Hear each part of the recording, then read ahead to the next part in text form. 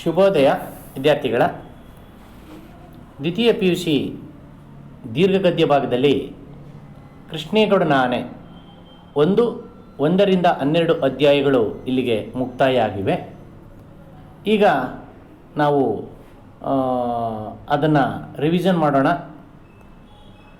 ಹಾಗೆ ಇಲ್ಲಿ ಮೊದಲು 1 ಅಂಕದ ಪ್ರಶ್ನೆಗಳನ್ನು ನೋಡ್ತಾ ಹೋಗೋಣ. 1 ಅಂಕದ ಪ್ರಶ್ನೆಗಳನ್ನು ನೀವು ಮುಖ್ಯವಾಗಿ ಯಾವುದನ್ನು ಕೂಡ ಬಿಡಬಾರ್ದು. ಕಡ್ಡಾಯವಾಗಿ ನೀವು ಅದನ್ನು ಉತ್ತರಿಸಬೇಕಾಗ್ತದೆ. ಯಾವುದೇ ಕಾರಣಕ್ಕೂ ಕೂಡ ನಿಮಗೆ ಅಲ್ಲಿ ಆಯ್ಕೆ ಪ್ರಶ್ನೆಗಳಿರೋದಿಲ್ಲ. ನೋ ಚಾಯ್ಸ್, ಕಂಪಲ್ಸರಿ ಅಟೆಂಡ್ ಮಾಡಬೇಕಾಗ್ತದೆ. ನಾನೀಗ 1 ಅಂಕದ ಪ್ರಶ್ನೆ ಓದೋದ್ರ ಜೊತೆಯಲ್ಲಿ ಉತ್ತರನೂ ಕೂಡ ಅಲ್ಲಿ ಹೇಳ್ತಾ ಹೋಗ್ತೀನಿ. ವಿದ್ಯಾರ್ಥಿಗಳು ಅತ್ಯಂತ ಸೂಕ್ಷ್ಮವಾಗಿ ನೀವು ಅದನ್ನು ಸ್ಪೆಲ್ಲಿಂಗ್ ತಪ್ಪಿಲ್ದಂಗೆ, ಅಕ್ಷರಗಳು ತಪ್ಪಿಲ್ದಂಗೆ ನೀವು ಓದ್ತಾ ಹೋಗಬೇಕು. ಅಂತಿಮ ಪರೀಕ್ಷೆಯಲ್ಲಿ ನಿಮಗೆ ಪ್ರಶ್ನೆ 8, 9, 10 ಈ ಪ್ರಶ್ನೆ ಪತ್ರಿಕೆಯ ಮಾದರಿಯಲ್ಲಿ ನಿಮಗೆ 8, 9, 10 10ನೇ ಕ್ವಶನ್ನು ಪ್ರಶ್ನೆಗಳು ಕೃಷ್ಣೇಗೌಡರ ಆನೆಯ ಒಂದು ದೀರ್ಘಗದ್ಯದಲ್ಲಿ ಸೀಮಿತವಾಗಿರ್ತದೆ. ಹಂಗಾಗ್ಲಾಗಿ ನೀವು ಕಡ್ಡಾಯವಾಗಿ ಇದನ್ನು ನೀವು ಭಾಳ ಗಮನ ಇಟ್ಟು ಅಭ್ಯಾಸ ಮಾಡಬೇಕಾಗ್ತದೆ ವಿದ್ಯಾರ್ಥಿಗಳ. ಈಗ 1 ಅಂಕದ ಪ್ರಶ್ನೆಗಳನ್ನು ನೋಡ್ತಾ ಹೋಗೋಣ. ಕರಾರುವಕ್ಕಾಗಿ ಭಾಳ ನಿರ್ದಿಷ್ಟವಾಗಿ ನಿಖರವಾಗಿ ಇಲ್ಲಿ ಉತ್ತರವನ್ನು ನೀವು ಬರಿಬೇಕಾಗ್ತದೆ. ಮೊದಲನೆಯ ಪ್ರಶ್ನೆ, ನಿರೂಪಕರಿಗೆ ಯಾವ ಕೆಲಸ ಕಾಯಮ್ಮಾಗಿತ್ತು? ಉತ್ತರ, ನಿರೂಪಕರಿಗೆ ತಿಂಗಳಿಗೊಮ್ಮೆ ತಮ್ಮ ಜೀಪಿನ ಗೇರ್ ಬಾಕ್ಸ್ ಬಿಚ್ಚಿ ರಿಪೇರಿ ಮಾಡುವ ಕೆಲಸ ಕಾಯಮ್ಮಾಗಿತ್ತು. ಅಲ್ಲಿ ಪ್ರಶ್ನೆನ ನೀವು ಕಾಯಮ್ಮಾಗಿತ್ತು ಅನ್ನುವಂಥದ್ದು ಅಲ್ಲಿ ಪ್ರಶ್ನೆಯಲ್ಲಿ ಕ್ವಶನ್ ಮಾರ್ಕ್ ಬಂದರೆ ಇದು ಉತ್ತರದಲ್ಲಿ ಫುಲ್ ಸ್ಟಾಪ್ ಆಗಿರಬೇಕು. ಗೇರ್ ಬಾಕ್ಸ್ ಬಿಚ್ಚಿ ರಿಪೇರಿ ಮಾಡುವ ಕೆಲಸ, ಅದು ಮುಖ್ಯವಾದಂಥ ಒಂದು ಕಾನ್ಸೆಪ್ಟು, ಮುಖ್ಯವಾದಂಥ ಅಂಶ. ಅದನ್ನು ನೀವು ಗಮನದಲ್ಲಿಟ್ಕೋಬೇಕು. ಎರಡನೇದು, ಕಾಕಿ ಪ್ಯಾಂಟ್ದಾರಿ ಕಾಲುಗಳನ್ನು ನೋಡಿ ನಿರೂಪಕರಿಗೆ ಯಾವ ಡಿಪಾರ್ಟ್ಮೆಂಟ್ ನೆನಪಿಗೆ ಬಂತೋ? ಉತ್ತರ, ಕಾಕಿ ಪ್ಯಾಂಟ್ದಾರಿ ಕಾಲುಗಳನ್ನು ನೋಡಿ ನಿರೂಪಕರಿಗೆ ಪೊಲೀಸ್ ಡಿಪಾರ್ಟ್ಮೆಂಟ್ ನೆನಪಿಗೆ ಬಂತೋ?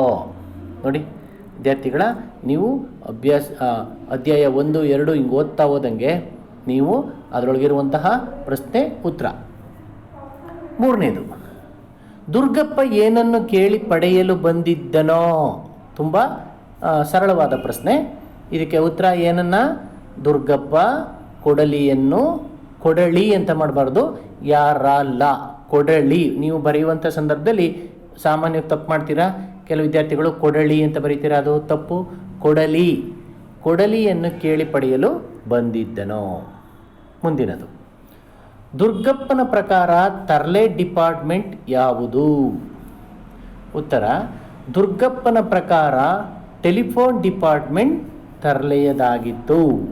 ಯಾಕೆ ಗೊರ ಅನ್ನತ್ತೆ ಫೋನು, ಹಾಗೆ ಹೀಗೆ ನಮ್ಮ ಲೈನ್ ಹತ್ರ ನಿಮ್ಮ ಲೈನ್ ತರಬೇಡಿ ಅಂತ ಯಾವಾಗಲೂ ಕೂಡ ಟೆಲಿಫೋನ್ ಡಿಪಾರ್ಟ್ಮೆಂಟವರು ಈ ಕರೆಂಟ್ ಡಿಪಾರ್ಟ್ಮೆಂಟ್ ಅವ್ರ ಜೊತೆ ಜಗಳ ಆಡೋರು. ಅದಕ್ಕೆ ದುರ್ಗಪ್ಪ ಏನು ಮಾಡ್ತಾನೆ, ತರ್ಲೆ ಡಿಪಾರ್ಟ್ಮೆಂಟ್ ಅಂತ ಒಂದು ಟೈಟ್ಲ್ ಕೊಟ್ಬಿಟ್ಟಿರ್ತಾನೆ.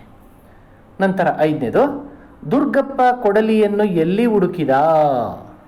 ಉತ್ತರ, ದುರ್ಗಪ್ಪ ಕೊಡಲಿಯನ್ನು ಅಟ್ಟದ ಮೇಲೆ ಹುಡುಕಿದ. 6ನೇದು, ಹಾಳಾಗಿದ್ದ ಕೊಡಲಿ ನೋಡಲು ಹೇಗೆ ಕಾಣುತ್ತಿತ್ತೋ? ಹಾಳಾಗಿದ್ದ ಕೊಡಲಿ ನೋಡಲು ಸುತ್ತಿಗೆ ರೀತಿ ಕಾಣುತ್ತಿತ್ತೋ?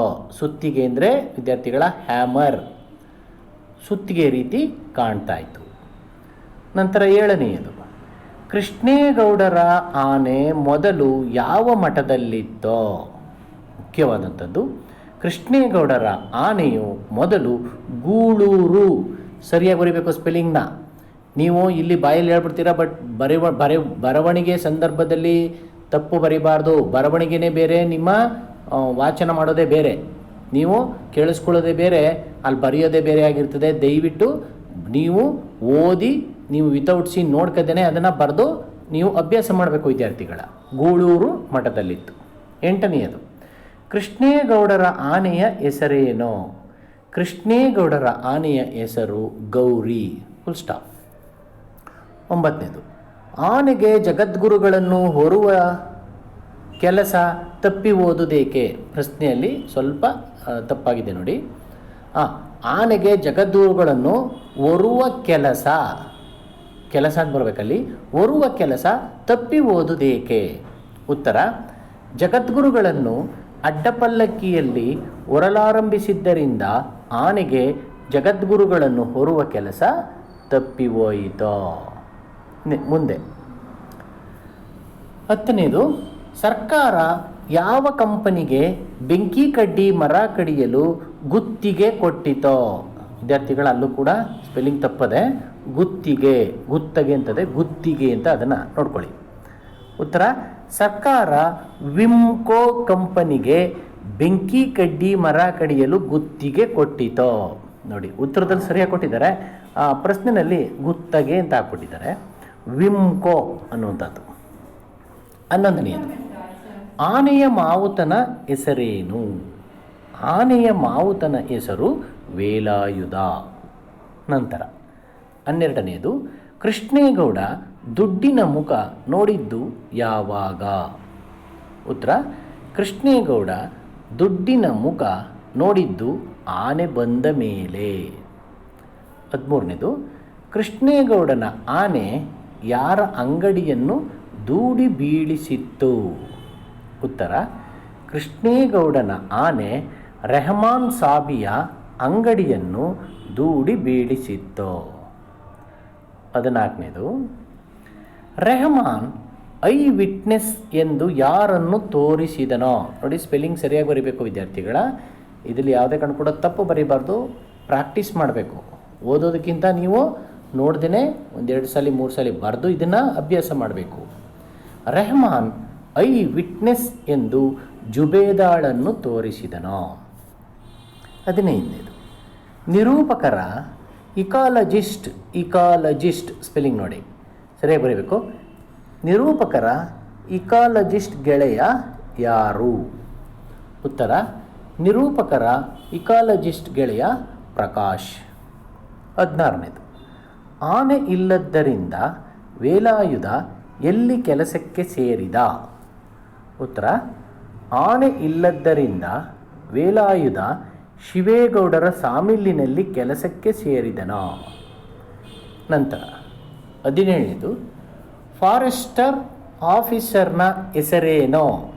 ಅಥವಾ ಪ್ರಶ್ನೆ ಫಾರೆಸ್ಟರ್ ಹೆಸರೇನು ಅಂತ ಕೇಳ್ಬೋದು, ಅಥವಾ ಫಾರೆಸ್ಟರ್ ಆಫೀಸರ್ ಅವನ ಹೆಸರೇನು?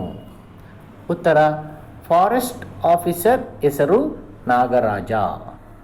ನೆಕ್ಸ್ಟ್ 18ನೇದು, ನಾಗರಾಜನ ಬಳಿ ಬಂದ ನಿರೂಪಕರು ಏನೆಂದು ಕೇಳಿದರೋ? ನಾಗರಾಜನ ಬಳಿ ಬಂದ ನಿರೂಪಕರು ನನ್ನ ಕೊಡಲಿಯನ್ನು ಆಫೀಸಿನಲ್ಲಿ ಏಕೆ ಇಟ್ಟಿದ್ದೀರಿ ಎಂದು ಕೇಳಿದರೋ? 19ನೇದು, ಶಿವೇಗೌಡರು ರಾತ್ರೋರಾತ್ರಿ ಆನೆ ಕರೆದುಕೊಂಡು ಹೋದುದ್ದೇಕೆ?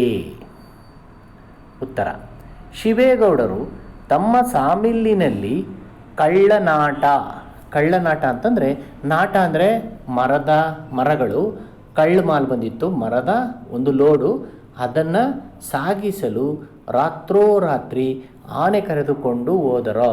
Underline point, very very important ವಿದ್ಯಾರ್ಥಿಗಳದು. ನಂತರ 20ನೆಯ ಪ್ರಶ್ನೆ, ನಿಶೆಯಲ್ಲಿದ್ದ ವೇಲಾಯುಧನಿಗೆ ಸಾಮಿಲ್ಲಿನಲ್ಲಿ ಯಾವ ವಿಚಾರ ಮರೆತು ಹೋಯಿತೋ? ನೋಡಿ, ಈ ಒಂದು ಪ್ರಶ್ನೆಯಲ್ಲೇ ನಿಮಗೆ 2 ಅಂಕದ ಪ್ರಶ್ನೆಗಳು ಕೂಡ ದೊರೀತವೆ. ಬಹಳ ವಿಚಾರವಂತರಾಗಿ ನೀವು ಆ ಸಂದರ್ಭವನ್ನು ಅತ್ಯಂತ ಗಮನ ಬಿಟ್ಟು ನೀವು ಅದನ್ನು ಬರಿತಾ ಹೋಗಬೇಕು. ನಿಶೆ ಅಂತಂದರೆ ಅವನು ಕುಡ್ದಿದ್ದ, ಯಾರು? ವೇಲಾಯುಧ. ಆ ಆನೆನೂ ಕುಡ್ದಿತ್ತು. ಇಬ್ಬರು ಕೂಡ ಸಾಮಿಲಿನಲ್ಲಿ ಹೋದಾಗ ಆ ವೇಲಾಯುಧನಿಗೆ ಏನು ಮರೆತು ಹೋಯಿತೋ? ನಿಶೆಯಲ್ಲಿದ್ದ ವೇಲಾಯುಧನಿಗೆ ಸಾಮಿಲಿನಲ್ಲಿ ಹಗ್ಗ ಬಿಚ್ಚುವ ವಿಚಾರ ಮರೆತು ಹೋಯಿತೋ?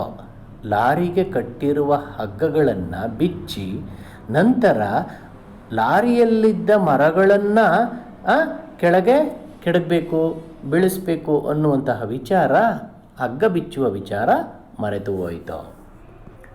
ನಂತರ 21ನೇದು, ಯಾರು ಆನೆಯನ್ನು ಬಾಡಿಗೆ ಕೊಟ್ಟು ಕೆಲಸಕ್ಕೆ ಕರೆದೊಯ್ಯುತ್ತಿದ್ದರೋ? ಮರದ ವ್ಯಾಪಾರಿಗಳು ಆನೆಯನ್ನು ಬಾಡಿಗೆ ಕೊಟ್ಟು ಕೆಲಸಕ್ಕೆ ಕರೆದೊಯ್ಯುತ್ತಿದ್ದರೋ? 22ನೇದು, ಕ್ಲೀನರ್ ಹಗ್ಗ ಬಿಚ್ಚುವ ಬದಲು ಯಾರನ್ನು ಹುಡುಕುತ್ತಿದ್ದ? ಉತ್ತರ, ಕ್ಲೀನರ್ ಹಗ್ಗ ಬಿಚ್ಚುವ ಬದಲು ಡ್ರೈವರ್ ಅಣ್ಣನನ್ನು ಹುಡುಕುತ್ತಿದ್ದ. 23ನೇದು, ದುರ್ಗಪ್ಪನಿಗೆ ಯಾವ ಲೈನು ನೋಡಿಕೊಳ್ಳುವ ಜವಾಬ್ದಾರಿ ವಹಿಸಲಾಗಿತ್ತೋ? ವೆರಿ ಇಂಪಾರ್ಟೆಂಟ್ ವಿದ್ಯಾರ್ಥಿಗಳ, ಇದು 23ನೇ ಪ್ರಶ್ನೆ, ತುಂಬ ಮುಖ್ಯವಾದುದು. ಉತ್ತರ, ದುರ್ಗಪ್ಪನಿಗೆ ಕಳಸಾ ಬಂಡೂರಿ ಲೈನು ನೋಡಿಕೊಳ್ಳಲು ಜವಾಬ್ದಾರಿ ವಹಿಸಲಾಗಿತ್ತು. ನಂತರ 24ನೇದು, ದಾರಿ ಬದಿಯಲ್ಲಿ ನಿಂತಿದ್ದ ಲೂನ ಯಾರದು? ಉತ್ತರ, ದಾರಿ ಬದಿಯಲ್ಲಿ ನಿಂತಿದ್ದ ಲೂನ ಜಬ್ಬಾರನದು. ನಂತರ 25ನೇದು, ಪೋಸ್ಟ್ಮೆನ್ ಜಬ್ಬಾರನಿಗೆ ಒದಗಿದ ತೊಂದರೆ ಏನು? ಉತ್ತರ, ಪೋಸ್ಟ್ಮೆನ್ ಜಬ್ಬಾರನಿಗೆ ಒಂದು ನಾಯಿ ಕಚ್ಚಿತ್ತು. 26ನೇದು, ಪುಟ್ಟಯ್ಯ ಯಾರು? ಉತ್ತರ, ಪುಟ್ಟಯ್ಯ ವೆಟರ್ನರಿ ಸ್ಟಾಕ್ಮನ್. 27ನೇದು, ಜಬ್ಬಾರ್ ವೆಟರ್ನರಿ ಆಸ್ಪತ್ರೆಗೆ ಬರಲು ಕಾರಣವೇನು? ಉತ್ತರ, ಜಬ್ಬಾರ್ ನಾಯಿಯ ಕೈಯಲ್ಲಿ ಕಚ್ಚಿಸಿಕೊಂಡಿದ್ದರಿಂದ ಜನರಲ್ ಆಸ್ಪತ್ರೆಯಲ್ಲಿ ಇಂಜೆಕ್ಷನ್ ಇಲ್ಲದ ಕಾರಣ ವೆಟರ್ನರಿ ಆಸ್ಪತ್ರೆಗೆ ಬಂದಿದ್ದನೋ? ಅಥವಾ ಸಿಂಪಲಾಗಿ, ನಾಯಿ ಕಚ್ಚಿಸಿಕೊಂಡಿದ್ದ ಜಬ್ಬಾರನಿಗೆ ಜನರಲ್ ಆಸ್ಪತ್ರೆಯಲ್ಲಿ ಇಂಜೆಕ್ಷನ್ ಇಲ್ಲದ ಕಾರಣ ವೆಟರ್ನರಿ ಆಸ್ಪತ್ರೆಗೆ ಬಂದಿದ್ದನೋ? ಕನ್ನಡವನ್ನು ನೀವು ಅರ್ಥ ಮಾಡಿಕೊಂಡು ನೀವು ಅದಕ್ಕೆ ಪರಿಪೂರ್ಣವಾಗಿ ನಿಮ್ಮದೇ ಆದಂಥ ಸ್ವಂತ ವಾಕ್ಯದಲ್ಲಿ ಬರೆದ್ರೂ ಕೂಡ ಅದು ಉತ್ತರ ಆಗ್ತದೆ ಅನ್ನುವಂಥದ್ದು. 28ನೇದು, ಜಬ್ಬಾರನ ಸಂಬಳ ಎಷ್ಟು? ಜಬ್ಬಾರನ ಸಂಬಳ ತಿಂಗಳಿಗೆ 60 ರೂಪಾಯಿ. 29ನೇದು, ಮುನ್ಸಿಪಾಲಿಟಿ ಪ್ರೆಸಿಡೆಂಟರ ಹೆಸರೇನೋ? ಉತ್ತರ, ಮುನ್ಸಿಪಾಲಿಟಿ ಪ್ರೆಸಿಡೆಂಟರ ಹೆಸರು ಖಾನ್ ಸಾಹೇಬ. 30ನೇದು, ನಿರೂಪಕರ ಪ್ರಕಾರ ಮುನ್ಸಿಪಾಲಿಟಿ ಪ್ರೆಸಿಡೆಂಟರ ಕರ್ತವ್ಯ ಯಾವುದು? ಉತ್ತರ, ನಿರೂಪಕರ ಪ್ರಕಾರ ಪಟ್ಟಣದ ಸ್ವಚ್ಛತೆಯನ್ನು ಕಾಪಾಡುವುದು ಮುನ್ಸಿಪಾಲಿಟಿ ಪ್ರೆಸಿಡೆಂಟರ ಕರ್ತವ್ಯವಾಗಿತ್ತು. 31ನೇದು, ರಮೇಶ್ ಬಾಬು ಯಾರು? ಉತ್ತರ, ರಮೇಶ್ ಬಾಬು ಟೆಲಿಫೋನ್ ಡಿಪಾರ್ಟ್ಮೆಂಟ್ನ ಜೂನಿಯರ್ ಎಂಜಿನಿಯರ್.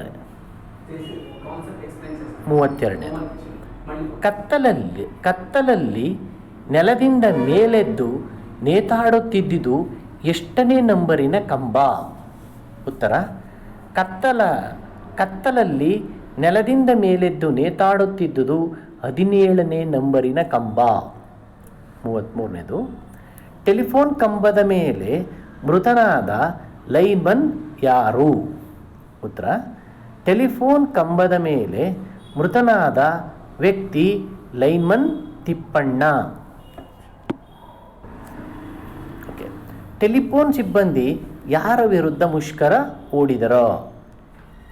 ಒಂದೇ ಆನ್ಸರಲ್ಲಿ ಅವರು ಎಲೆಕ್ಟ್ರಿಕ್ ಡಿಪಾರ್ಟ್ಮೆಂಟ್ ಅವ್ರ ವಿರುದ್ಧ ಮುಷ್ಕರ ಹೂಡಿದ್ರು.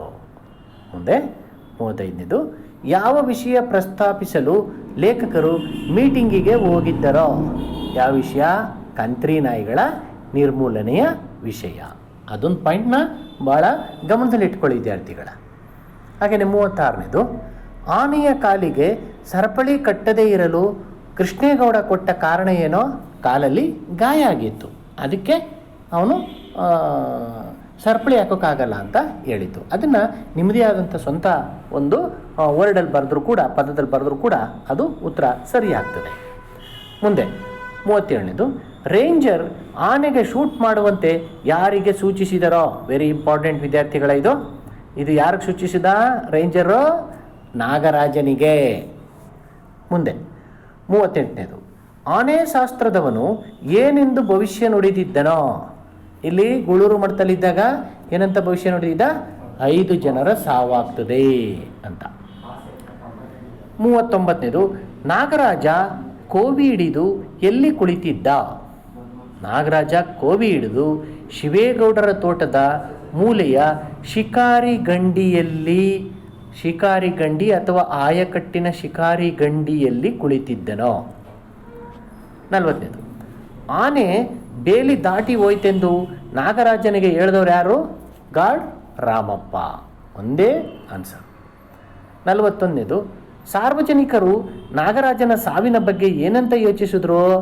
ಓ ಪಾಪ, ಅವನ ಸಭೆಯಲ್ಲಿ ಅವಮಾನ ಆಯಿತು, ಅವಮಾನ ತಾಳಲಾರ್ದೆ ಆತ್ಮಹತ್ಯೆ, ಸುಸೈಡ್ ಮಾಡ್ಕೊಂಡಿರಬೇಕು ಅಂತ ಸಾರ್ವಜನಿಕರು ಯೋಚಿಸಿದರು. ಇಂಪಾರ್ಟೆಂಟ್ ಪ್ರಶ್ನೆ ಇದು.